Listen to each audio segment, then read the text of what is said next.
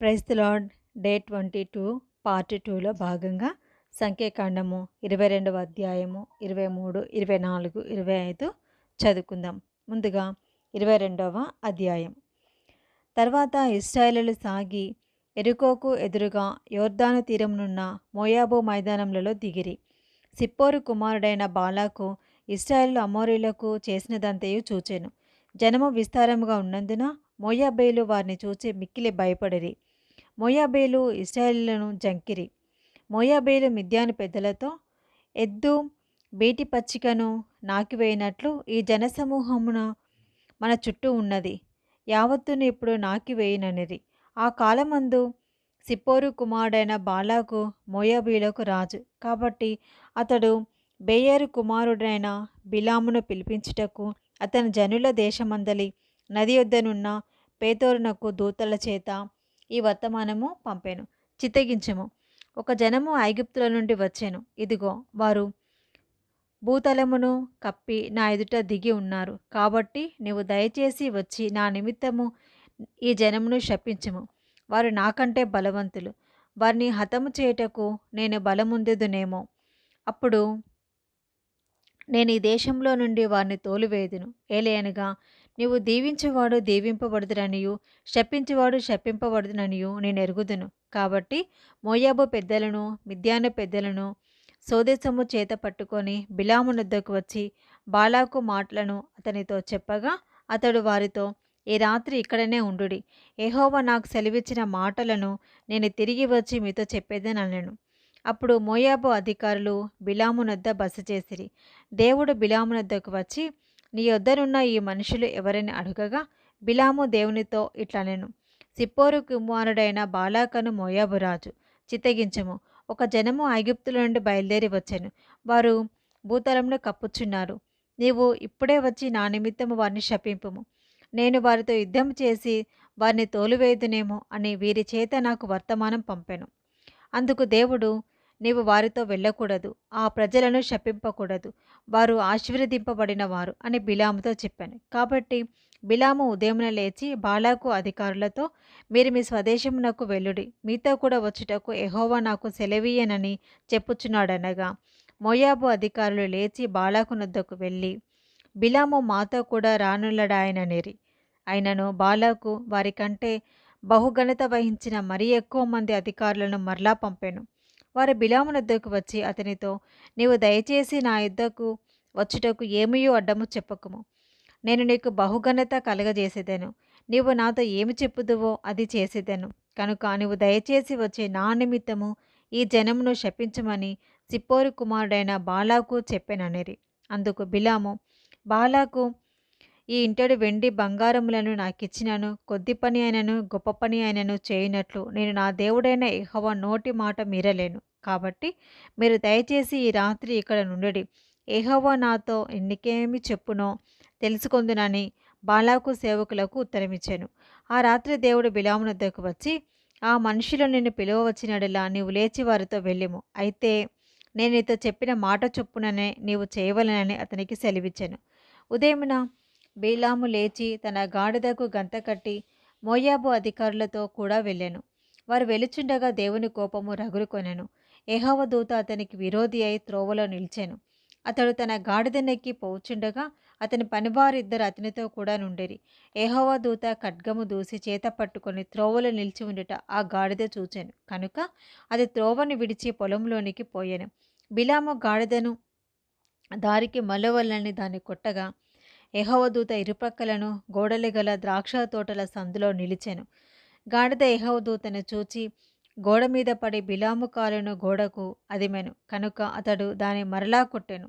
యెహోవా దూత ముందు వెళ్ళుచు కుడికైనను ఎడమకైనను తిరుగుటకు దారి లేని ఇరుకుచోటుకు నిలువగా గాడిద యెహోవా దూతను చూచి బిలాముతో కూడా క్రింద కూలబడెను. కనుక బిలాము కోపము మండి తన చేతి కర్రతో గాడిదను కొట్టెను. అప్పుడు యెహోవా ఆ గాడిదకు వాక్కునిచ్చెను. కనుక అది, నీవు నన్ను ముమ్మారు కొట్టితివి, నేను నేనేమి చేసితినని బిలాముతో అనగా బిలాము, నీవు నా మీద తిరగబడితివి, నా చేత ఖడ్గమునెడలా నిన్ను చంపియుందునని గాడిదతో అనెను. అందుకు గాడిద, నేను నీదాననైతిని మొదలుకొని నేటి వరకు నీవు ఎక్కుచూ వచ్చిన నీ గాడిదను కానా? నేనెప్పుడైనా నీకిట్లు చేయుట కద్దా అని బిలాముతో అనగా అతడు లేదనెను. అంతలో యెహోవా బిలాము కనులు తెరిచెను కనుక దూసిన ఖడ్గము చేత పట్టుకొని త్రోవలో నిలిచి ఉన్న యెహోవా దూతను అతడు చూచి తల వంచి సాష్టాంగ నమస్కారము చేయగా యెహోవా దూత, ఈ ముమ్మారు నీ గాడిదలను నీవేళ కొట్టితివి, ఇదిగో నా ఎదుట నీ నడత విపరీతమైనది కనుక నేను నీకు విరోధినై బయలుదేరి వచ్చి తిని. ఆ గాడిద నన్ను చూచి ఈ ముమ్మారు నా ఎదుట నుండి తొలగెను. అది నా ఎదుట నుండి తొలగని ఎడల నిశ్చయముగా నేనిప్పుడే నిన్ను చంపి దాని ప్రాణంను రక్షించి ఉందునని అతనితో చెప్పాను. అందుకు బిలాము, నేను పాపము చేసి తిని నీవు నాకు ఎదురుగా త్రోవలో నిల్చుట నాకు తెలిసినది కాదు. కాబట్టి ఈ పని నీ దృష్టికి చెడ్డదైతే నేను వెనుకకు వెళ్ళిదునని యెహోవా దూతతో చెప్పగా, యెహోవా దూత, నీవు ఆ మనుషులతో కూడా వెళ్ళెము. అయితే నేను నీతో చెప్పు మాటయే కాని మరి ఏమీ పలకకూడదని బిలాముతో చెప్పాను. అప్పుడు బిలాము బాలాకు అధికారులతో కూడా వెళ్ళెను. బిలాము వచ్చినని బాలాకు విని ఆ పొలిమేరల చివరనున్న అర్నోను తీరమునందలి మోయాబు పట్టణము వరకు అతనికి ఎదుర్కొన బయలుదేరగా బాలాకు బిలాముతో, నిన్ను పిలుచుటకు నేను నీ యొద్దకు దూతలను పంపి ఉంటిని కదా, నా యుద్ధకు నీవేళ రాకపోతివి, నిన్ను గణపరచ సముద్రుడను కానా అనెను. అందుకు బిలాము, ఇదిగో నీ యుద్ధకు వచ్చి తిని, అయినానేమి, ఏదైనాను చెప్పుటకు నాకు శక్తి కలదా? దేవుడు నా నోట పలికించే మాటయే పలికెదనని బాలాకుతో చెప్పాను. అప్పుడు బిలాము బాలాకుతో కూడా వెళ్ళెను. వారు కిరియత్ హుచ్చోతునకు వచ్చినప్పుడు బాలాకు ఎడ్లను గొర్రెలను బలిగా అర్పించి కొంత భాగము బిలాముకును అతని యొద్దనున్న అధికారులకును పంపాను. మర్నాడు బాలాకు బిలామును తోడుకొని పోయి బయలొక ఉన్నత స్థలము మీద నుండి జనులను చివరి వరకు చూడవలని అతనిని అచ్చోట ఎక్కించాను. సంఖ్యాకాండం 23వ అధ్యాయము. అప్పుడు బిలాము, ఇక్కడ నేను బలి అర్పించుటకు 7 బలిపీఠములను కట్టించి ఇక్కడ 7 కోడెలను 7 పొట్టేలను సిద్ధపరచమని బాలాకుతో చెప్పాను. బిలాము చెప్పినట్లు బాలాకు చేయగా బాలాకును బిలామును ప్రతి బలిపీఠము మీద ఒక కోడెను ఒక పొట్టేలును దహనబలిగా అర్పించిరి. మరియు బిలాము బాలాకుతో, బలిపీఠము మీదే నీ దహనబలి యొద్ద నిలిచి ఉండుము, నేను వెళ్ళేదను. ఒకవేళ యెహోవా నన్ను ఎదుర్కొనునేమో, ఆయన నాకు కనబరిచినది నీకు తెలియచేసేదనని చెప్పి మెట్టు ఎక్కాను. దేవుడు బిలాముకు ప్రత్యక్షము కాగా అతడు, నేను 7 బలిపీఠములను సిద్ధపరిచి ప్రతి దాని మీదను ఒక కోడెను ఒక పొట్టేలును అర్పించి తినని ఆయనతో చెప్పగా, యెహోవా ఒక మాట బిలాము నోట ఉంచి, నీవు బాలాకు నొద్దకు తిరిగి వెళ్ళి ఇట్లు చెప్పుమనెను. అతడు బాలాకు నొద్దకు తిరిగి వెళ్ళినప్పుడు అతడు మోయాబు అధికారులందరితో తన దహనబలి యొద్ద నిలిచి ఉండెను. అప్పుడు బిలాము ఉపమాన రీతిగా ఇట్లనెను, అరాము నుండి బాలాకు తూర్పు పర్వతముల నుండి మోయాబు రాజు నన్ను రప్పించి, రమ్ము, నా నిమిత్తము యాకోబును శపింపుము, రమ్ము, ఇశ్రాయేలును భయపెట్టవలెనని అనెను. ఏమని శపింపగలను? దేవుడు శపింపలేదే. ఏమని భయపెట్టగలను? దేవుడు భయపెట్టలేదే. మెట్టల శిఖరము నుండి అతని చూచుచున్నాను, కొండల నుండి అతన్ని కనుగొనుచున్నాను. ఇదిగో ఆ జనము ఒంటిగా నివసించును, జనములలో లెక్కింపబడరు. యాకోబు రేణువులను ఎవరు లెక్కించెదరు? ఇశ్రాయేలు 4వ పాలును ఎవరు లెక్క పెట్టగలరు? నీతిమంతుల మరణం వంటి మరణం నాకు లభించునుగాక, నా అంత్యదశ వారి అంతము వంటి దగునుగాక అనెను. అంతటా బాలాకు బిలాముతో, నీవు నాకేమి చేసితివి? నా శత్రువులను శపించుటకు నిన్ను రప్పించి తిని, అయితే నీవు వారిని పూర్తిగా దీవించితివనెను. అందుకతడు, యెహోవా నా నోట ఉంచిన దానిని శ్రద్ధగా పలకవద్దా అని ఉత్తరమిచ్చాను. అప్పుడు బాలాకు, దయచేసి నాతో కూడా మరి ఒక చోటికి రమ్ము, అక్కడ నుండి వారిని చూడవచ్చును. వారి చివర మాత్రమే కనబడును, కానీ వారందరూ నీకు కనబడరు. అక్కడ నుండి నా నిమిత్తం వారిని శపింపవలని అతనితో చెప్పి పిస్గా కొననున్న కావలివారి పొలమునకు అతని తోడుకొని పోయి 7 బలిపీఠములను కట్టించి ప్రతి బలిపీఠము మీద ఒక కోడెను ఒక పొట్టేలును అర్పించెను. అతడు, నీవిక్కడ నీ దహనబలి యొద్ద నిలిచి ఉండుము, నేను అక్కడ యెహోవాను ఎదుర్కొందునని బాలాకుతో చెప్పగా, యెహోవా బిలామును ఎదుర్కొని ఒక మాటను అతని నోట ఉంచి, నీవు బాలాకు నొద్దకు తిరిగి వెళ్ళి ఇట్లు చెప్పుమనెను. అతడు బాలాకు నొద్దకు వెళ్ళినప్పుడు అతడు తన దహనబలి యొద్ద నిలిచి ఉండెను. మోయాబు అధికారులను అతని యొద్ద ఉండిరి. బాలాకు యెహోవా ఏమి చెప్పానని అడగగా బిలాము ఉపమాన రీతిగా ఇట్లా అనెను, బాలాకు, లేచి వినుము, సిప్పోరు కుమారుడా, చెవియొగ్గి నా మాట ఆలకించుము. దేవుడు అబద్ధమాడుటకు ఆయన నరపుత్రుడు, ఆయన మానవుడు కాడు.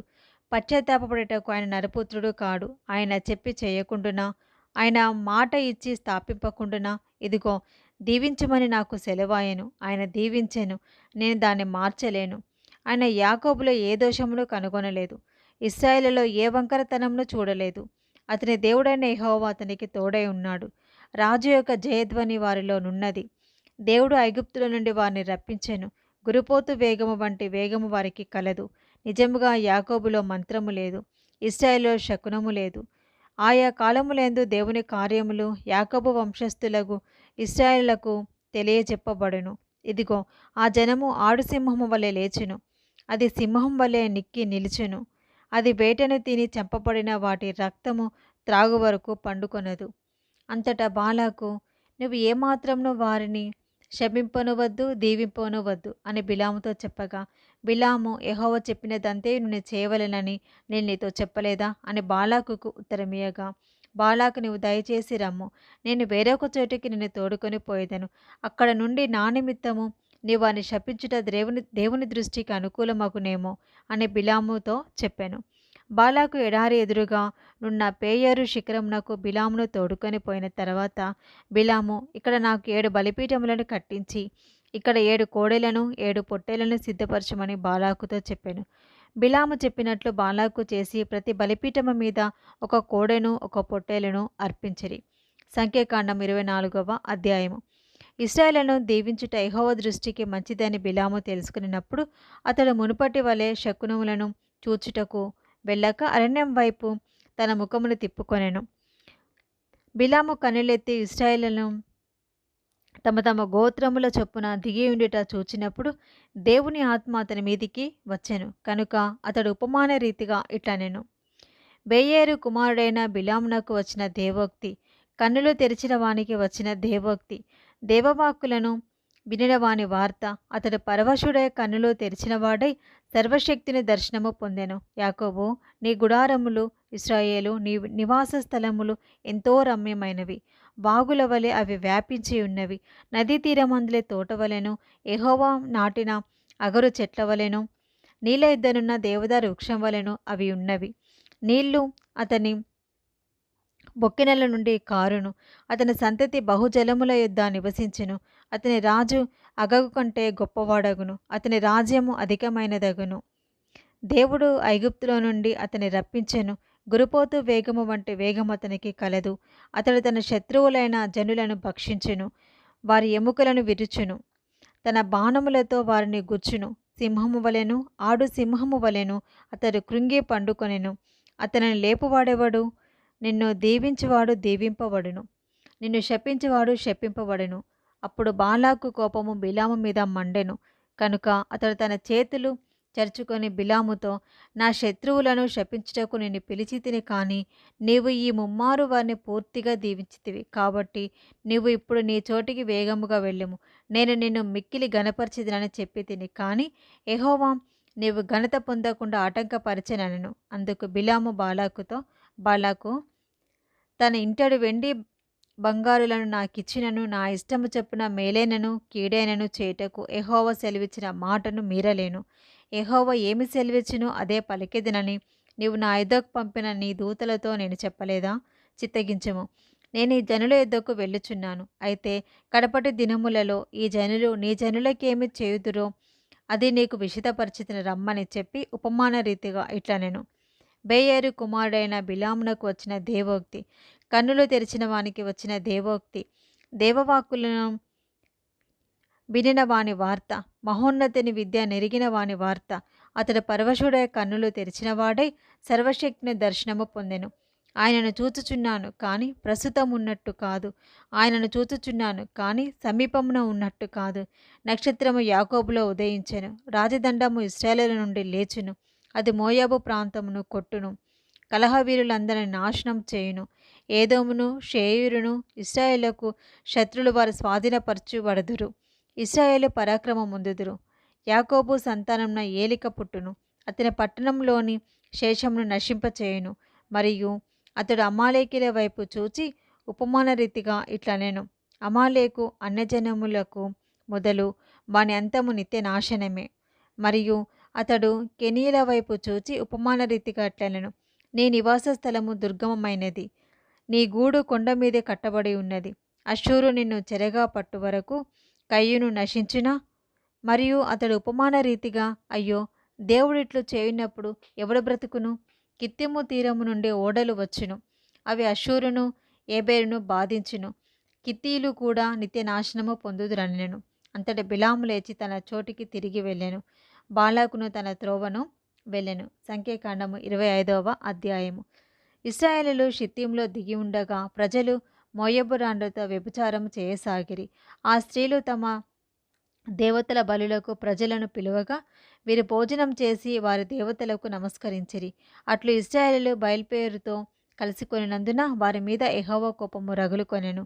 అప్పుడు యెహోవా మోషేతో ఇట్లనెను, నీవు ప్రజల అధిపతులను అందరినీ తోడుకొని యెహోవా సన్నిధిని సూర్యునికి ఎదురుగా వారిని ఉరితీయుము. అప్పుడు యెహోవా కోపాగ్ని ఇశ్రాయేలు మీద నుండి తొలగిపోవునని చెప్పాను. కాబట్టి మోషే ఇశ్రాయేలు న్యాయాధిపతులను పిలిపించి, వీళ్ళ ప్రతివాడును బయల్పేరుతో కలిసికొనిన తన తన వశములోని వారిని చంపవలెనని చెప్పాను. ఇదిగో, మోషే కన్నుల ఎదుటను ప్రత్యక్షపు గుడారము యొక్క ద్వారము యొద్ద ఏడ్చుచుండిన ఇశ్రాయేలీయుల సర్వ సమాజము యొక్క కన్నుల ఎదుటను ఇశ్రాయేలులో ఒకడు తన సహోదరుల యుద్ధకు ఒక మిద్యాను స్త్రీని తోడుకొని వచ్చెను. యాజకుడైన అహరోను మనవడును ఎలియాజరు కుమారుడైన ఫినెహాసు అది చూచి సమాజం నుండి లేచి ఈటెను చేత పట్టుకొని పడకచోటికి ఆ ఇశ్రాయేలుని వెంబడి వెళ్ళి ఆ ఇద్దరిని, అనగా ఆ ఇశ్రాయేలుని ఆ స్త్రీని కడుపులో గుండా దూసి పోవునట్లు పొడిచెను. అప్పుడు ఇశ్రాయేలు నుండి తెగులు నిలిచిపోయెను. 24,000 మంది ఆ తెగులు చేత చనిపోయేరి. అప్పుడు యెహోవా మోషేకు ఇలాగ ఆజ్ఞ ఇచ్చెను, యాజకుడైన అహరోను మనవడును ఎలియాజరు కుమారుడైన ఫినెహాసు వారి మధ్యను నేను ఓర్వలేని దానిని తాను ఓర్వలేకపోవుట వలన ఇశ్రాయేలు మీద నుండి నా కోపము మళ్లించెను కనుక నేను ఓర్వలేక ఉండియు ఇశ్రాయేలును నశింపచేయలేదు. కాబట్టి నీవు అతనితో ఇట్లనము, అతనితో నేను నా సమాధాన నిబంధనను చేయుచున్నాను, అది నిత్యమైన యాజక నిబంధనగా అతనికిని అతని సంతానమునకును కలిగి ఉండును. ఏలయనగా అతడు తన దేవుని విషయమునందు ఆసక్తి కలవాడై ఇశ్రాయేలు నిమిత్తము ప్రాయచిత్తం చేశాను. చంపబడిన వాని పేరు జిమ్రి. అతడు షిమ్యోనీలలో తన పితరుల కుటుంబమునకు ప్రధాని అయిన సాలు కుమారుడు. చంపబడిన స్త్రీ పేరు కొబ్జి, ఆమె నూరు కుమార్తె. అతడు మిద్యానీలలో ఒక గోత్రమునకును తన పితరుల కుటుంబమునకును ప్రధాని అయి ఉండెను. మరియు యెహోవా మోషేకు ఇలాగూ సెలవిచ్చెను, మిద్యానీయులు తమ తంత్రముల వలన మీకు బాధకులై ఉన్నారు, వారిని బాధపెట్టి హతము చేయుడి. వారు తంత్రములు చేసి పేయేరు సంతతిలోను తెగులు దినమందు పేయేరు విషయములో చంపబడిన తమ సహోదరియు మిద్యానీయుల అధిపతి కుమార్తె అయిన కొబ్జీ సంగతిలోను మిమ్మును మోసపుచ్చిరి. ఇది డే 22 2వ భాగము. Praise the Lord. God bless you all.